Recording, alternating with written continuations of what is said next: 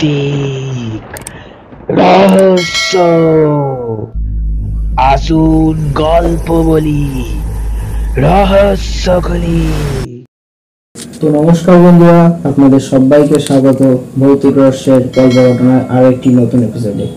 তো এটা হচ্ছে আমাদের গল্প ঘটনার 65 নম্বর এপিসোড। তো বন্ধুরা, 64 নম্বর এপিসোডটা যদি আপনাদের না দেখা থাকে তবে আমাদের চ্যানেলে গিয়ে 64 নম্বর এপিসোডটা দেখবেন এবং কমেন্টসে আপনাদের নিজস্ব মতামত জানাবেন যে ভিডিওটা আপনাদের কেমন লাগলো। তো বন্ধুরা, আজকে যে ঘটনাটি আমি বলতে চলেছি সেটা আমাদের পাঠিয়েছে কলকাতা থেকে রুবেন মজুমদার। তো রুবেন মজুমদার, আপনাকে অসংখ্য ধন্যবাদ ভৌতিক রহস্যের সঙ্গে আপনার জীবনে ঘটে যাওয়া একটি ভৌতিক ঘটনা শেয়ার করার জন্য। তো রুবেন বলছি, আমার বাড়ি কলকাতার জগদ্দল মুসলিম যে কবরস্থানটা আছে তার থেকে ঠিক একটু দূরে, মানে সেই কবরস্থানটা যেখানে রয়েছে তার পাশের পাড়ায় আমার এক বন্ধু ছিল, মন্টু। আর আমাদের যে বন্ধুদের গ্রুপটা ছিল সেই বন্ধুদের গ্রুপে ছিল 4 জন, আমি, মন্টু, শুভ আর দীপ। একদিন সবাই মিলে ঠিক করলাম মন্টুদের বাড়িতে বেড়াতে যাব, ওদের গ্রামের বাড়িতে।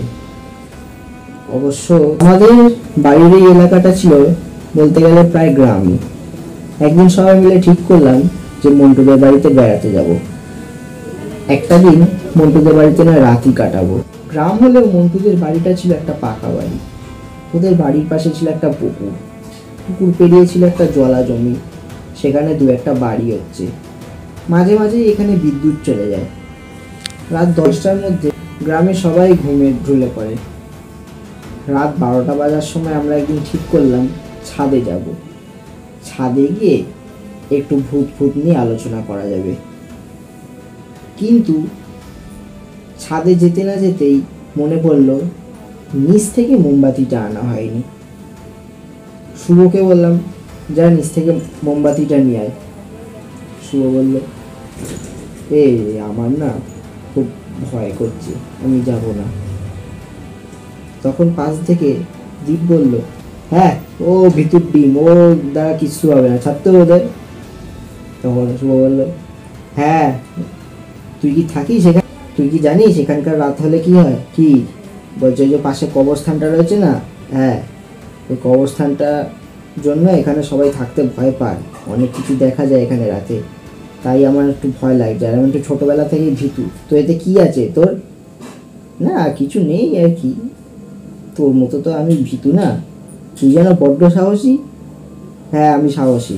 তখন আমি ওদেরকে চুপ করালাম, চুপ কর চুপ কর চুপ কর। তখন শুভ আমাকে বলে, তুই চুপ কর তো, তুই যখন এতই সাহসী যা দ্বীপ ঘুরে আয় ওই কবরস্থানটা থেকে। এখন কি কবরস্থান থেকে ঘুরে আসবো? কোনো ব্যাপার নাকি? আমি তখন দ্বীপকে বারণ করলাম, এই রাত 12টায় কি কবরস্থানে যাওয়াটা তো ঠিক হবে? আর তুইও কি ভয় পাস নাকি?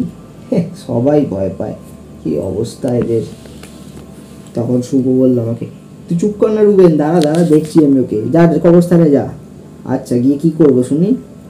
কবরস্থানের থেকে একটু দূরেই দেখবে একটা জাম গাছ আছে। আচ্ছা হ্যাঁ ওই জাম গাছটা। তো হ্যাঁ কি করতে হবে শুনি? ওই জাম গাছে একটা ডাল ভেঙে নিয়ে আয়, দেখবো তোর কত সাহস, তাহলে বুঝবো তুই প্রচুর সাহসী। ও বাবা, এইটুকু করতে হবে তো? হ্যাঁ এইটুকুই করতে হবে। আচ্ছা ঠিক আছে, এই গেলাম এই আসলাম বলে দীপ সিঁড়ি দিয়ে নেমে হাতে একটা টর্চ নিয়ে কবরস্থানের দিকে এগিয়ে যেতে লাগলো। আর পেছন থেকে সবাই ছাদ থেকে দীপকে দেখছে।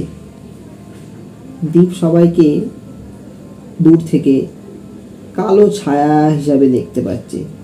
দীপ ভাবছে, না পেছনে তাকালে হবে না, তাহলে ভাববে যে আমি ভয় পাচ্ছি। আমি সামনের দিকে এগোতে থাকি। হঠাৎ করে টর্চটা জ্বলছে নিভছে এরকম শুরু করলো। দীপ তখনই বলল, যা বাবা, এই টর্চটা কি হলো? টর্চটা দীপ হাত থেকে পড়ে গেল। দীপ একবার হোঁচট খেলো। তখনই কি বাবা, টর্চটা কই গেল? সেই টর্চটা দীপ খুঁজে পেল না।